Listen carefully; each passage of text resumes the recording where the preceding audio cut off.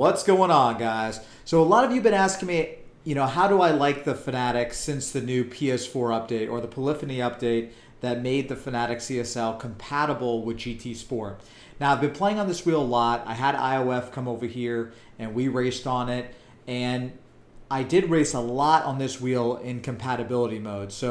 And now I've pretty much raced a good amount, probably at least 20 hours or so with the Fanatec in PS4 mode. So now the blue light's on, not the purple light, and I've been testing it out. So I wanted to tell you guys the differences and the things that I've noticed since it's running in PS4 mode. And a lot of you are probably going to be shocked. So in a nutshell, I'm not impressed with how it is in PS4 mode. So basically, this is what's happened. So before, if you've seen my video of the Fanatec before, you'll notice that I really like the wheel, but I complained about oscillation down straights, right?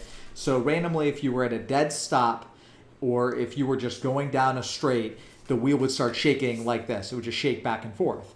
Well, okay, so that's fixed, and that's great, because that drove me crazy. I hate oscillation. I hate when the wheel shakes for no reason. That drives me crazy.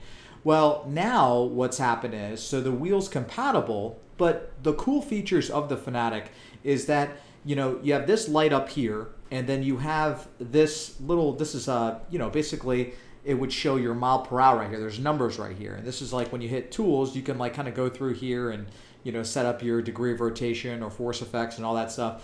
None of that works. So also in your shift lights don't work. So like right here, whenever you're, if you're used to having this like light up when you play a set of Corsa or something like that, that doesn't work. The mile per hours don't work. The shift light doesn't work. It's just kind of, it's annoying. So it's compatible, but those things don't work, which really do add to the immersion. And it's also part of the $600 that you spend for the wheel. So I'm just kind of letting you guys know about this stuff, because if you're thinking about getting this wheel, I don't want you being disappointed with a really good product like the Fanatec, and then you get it and you're kind of missing like half the features that it really has. So another thing that I've noticed when I've been racing on this rim is insane rumbling, like out of nowhere. Was never like this before, but now randomly with the settings that I had saved before, because I tried a bunch of different settings on the Fanatec, and I finally came to a conclusion with settings I thought were really good. Those settings did not work now with the new update, with the PS4 update. So now I've had to change those settings, and I have those settings in the description. If you guys are curious what they are, they're my best settings for this wheel, and it works pretty well. But what I do notice that I don't like is that sometimes randomly you'll be driving in this game, and why I'm sitting here at this pause like this is because I'm going to show you a prime example of what I'm talking about. Sometimes certain turns, like on certain tracks, for some reason, it has this insane, annoying rumble that's just way too much. And remember, I have the T300 RS and I have the G29, and none of these wheels do this at these same exact turns. They don't do it to this extent. Like it's distracting and irritating, and it just doesn't really make sense why the rumble is so great. It's like a little bit too much. So that has been added with the PS4 mode. And then on top of that, I've been getting bugs every now and then where I'll just be racing normally. Like I just did a private race with Sheridan. If you guys haven't seen my guy Sheridan, he's going to the Irish Army actually this week, actually really soon. And I was playing with him privately just to say goodbye and stuff like that. And when I was playing with him, my wheel would just bug out. It's actually done it numerous times. It's done about 3 or 4 times now. I'll just be racing normal, and all of a sudden the entire wheel would just start shaking. It'll just start shaking everywhere, like just shake like this and just keep shaking. It doesn't stop. It doesn't stop until I turn it off and then reboot it again.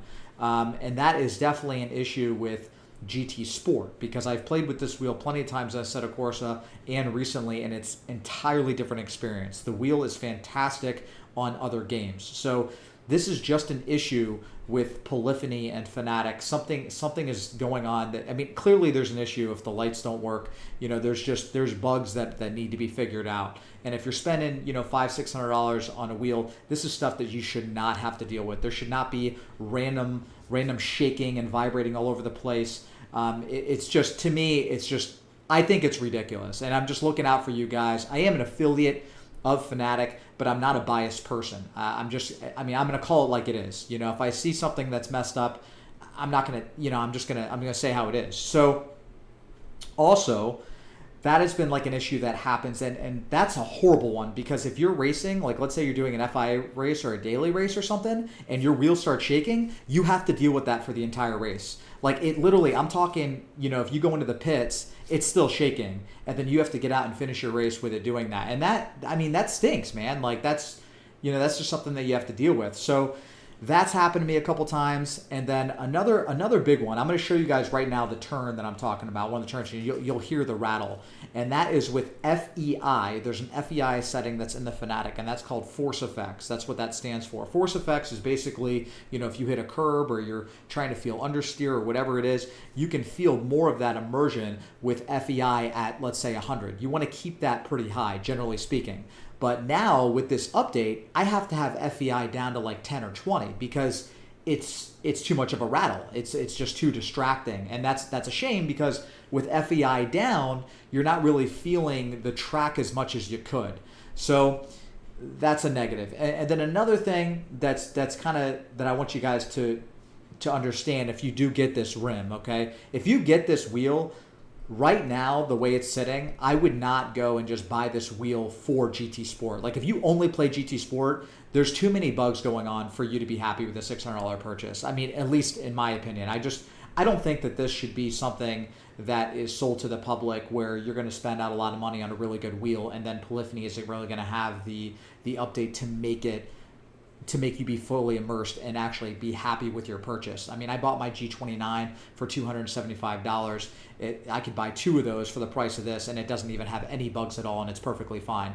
So to me, that's not fair. It's not fair and I want you guys to save your money and know about these things. Now, however, if you're going to play other racing games, like, if you're into like Assetto Corsa or other sims or like PC games, stuff like that, this wheel is 100% worth it, because it's not Fanatec. It's definitely something with the update that's messing this up. So keep that in mind. I love the rim. I love the way it feels. I love the build quality.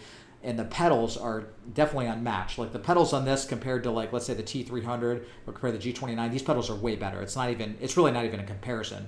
But with these little bugs that you experience, it makes it's just too much. It's too much that you shouldn't have to deal with.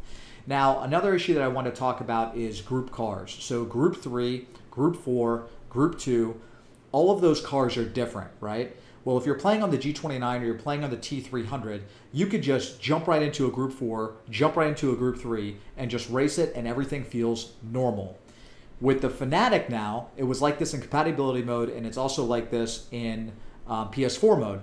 If you're going from Group 3 and then you jump into Group 2 or Group 4, whatever it is, depending on your car, it's entirely different. Now, what I mean by that, you're going to be like, well, no kidding, it's different. No. When I say different, I mean the turning radius is entirely different. I mean, like, you could be turning, like, let's say you have the degree of rotation set at 80, which would be 800 degrees. Let's just say, I usually use 65 on this rim.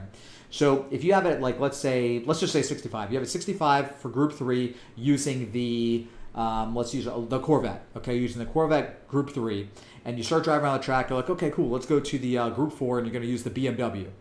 If you use that BMW, you'll turn a little bit, and all of a sudden, like, the car cuts in way too much. And you need to go, whoa, that's crazy. So you need to adjust it and maybe put the degree of rotation from, let's say, 65 to 80 to compensate for that difference in the car.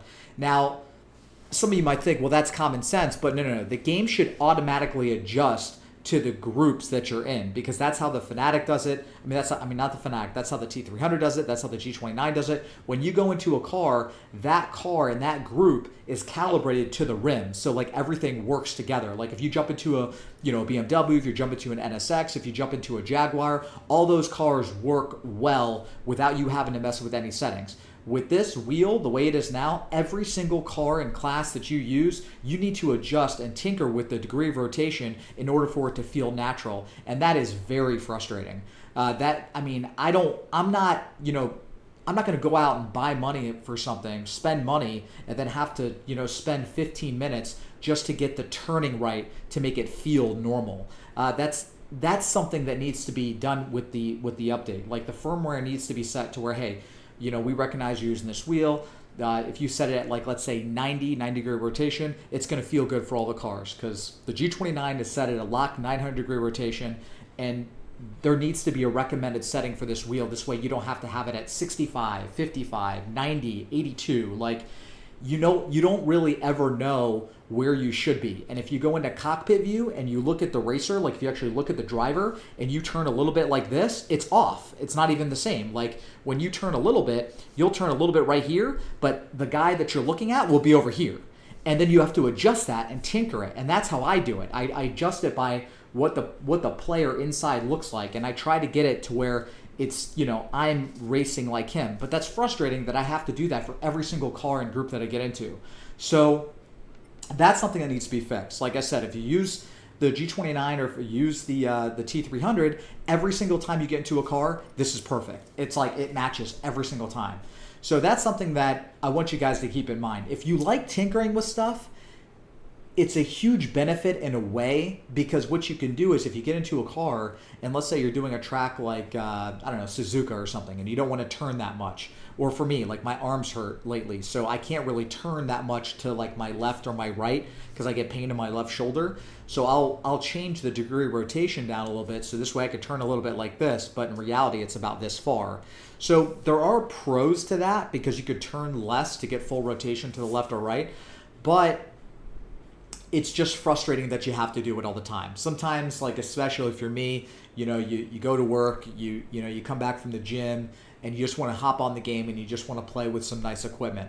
And you really can't do that. You can't enjoy swapping cars with having to tinker with stuff. Sometimes I don't want to do that, So keep that in mind if you are thinking about buying this RIM for this game. Now, if it's something else, like I said, if it's a set of course, even Project Cars, I don't like Project Cars 2, but if it's another game that you're playing, even though if you start getting to the iRacing scene and that kind of stuff, this is a really good RIM. Like this wheel is made for games like more serious games. So, I really do believe that because it feels so good and it has a really good force feedback feel to it. But something with the update does not make it feel, it's not running at full potential like it could be.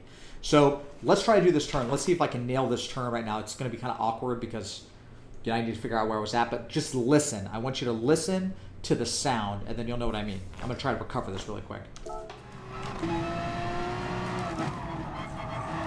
Hear that? Hear that right there? Okay, that was it right there. It just randomly makes some random rattle noise like right there. Like why was that noise happening right there at that moment? And it's like the only way you can get that noise away is by turning FEI down. But it's inconsistent because it does it at certain points. You see how it's like not doing it right now? And those are stressful turns. I was just going over 120 miles an hour in that turn, but it didn't make that noise. But for some reason, that little slide right there, just the whole thing just like shakes. And that's not a normal thing. So let's just go around the track and I'm gonna have you listen to the wheel. See, nothing there. So what's so different about that turn to not make that rattle, right? So let's do this. We're just gonna do a lap. Not like a fast lap, but, decent. So you guys get an idea, okay? There we go. Look at, right there. How loud that is. That makes a little bit of sense. That it would shake a little. It's still kind of weird the way it feels, but it is what it is. Here's the turn. Here we go, slowing down, going slow. You hear how loud that is? And I'm taking that easy. So to get rid of that noise for the most part, what you do is you go to your FIE setting, right? And then you turn that to like 20. So the problem with that, if you turn it down to where it doesn't make that loud noise. Oh, Paul Parra, thank you for subbing, bro.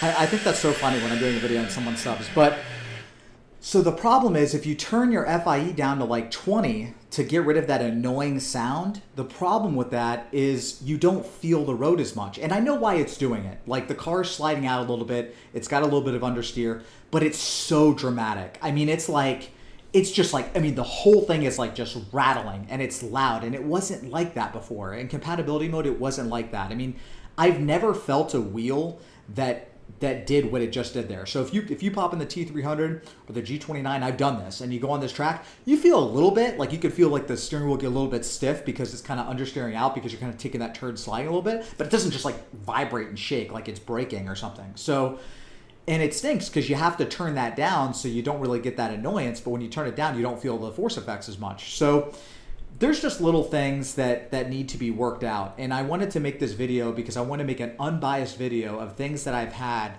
the problems that I've had with the wheel, because I'm not going to just come out and say like, oh man, this is the best thing ever. Like, no, if I don't like something and something happens, I want to make videos to address it. So hopefully if Polyphony hears it, if Fanatec hears it, they can work together to make this purchase worth it for GT Sport. Because this wheel, it's a shame that this wheel isn't 100% compatible in a way to make this game even more fun. It needs to be. Gran Turismo Sport's a lot of fun. No, it's not like a complete sim like some of those other games that are out there, but that doesn't mean the wheel shouldn't work right, you know?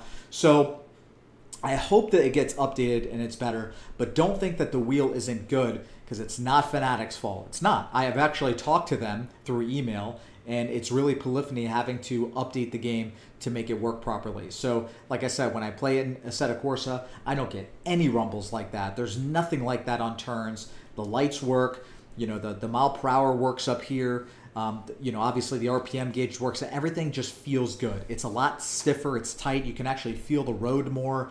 It's completely different. So, like I said, if you're looking for this wheel just for GT Sport, I would wait. I would not get it for Gran Turismo Sport, not yet, because the G29 is way cheaper. The T300 is a really good rim. And if you're looking at this wheel for the price, you're at the TGT territory. And I've never used the TGT yet. I haven't used it, but that wheel is like the wheel for Gran Turismo. So I'm assuming that that's probably a really, really good rim in this price range. And I'm going to try the TGT when I can. I have emailed Thrustmaster. They got back to me once, but I haven't gotten a second response yet. So I'm waiting for that. I may have to buy it, and I will do like an unbiased review for you guys with that. So the Fanatec, to me, is a great purchase if you play multiple racing games. If you only play GT Sport, I do not think it's a good purchase, because like I said, there's just too many bugs and it's not working to its full potential. It's just really not. So I don't think anyone should spend their money and you know, have something running at 50% of what it can do. So anyway, guys, I hope that this helped you a little bit. I hope it helped you, like, you know, choose a wheel more or give you some advice or, you know, tips. And remember, in the description, I put all my settings to kind of like, you know, make this noise a little bit less and to make the wheel work a little bit better, as the best as it can. And all that's in the description. You guys can try to match that and tinker with it, you know, on your own time and stuff. But anyway, guys, thank you for watching, and I'll see you guys soon.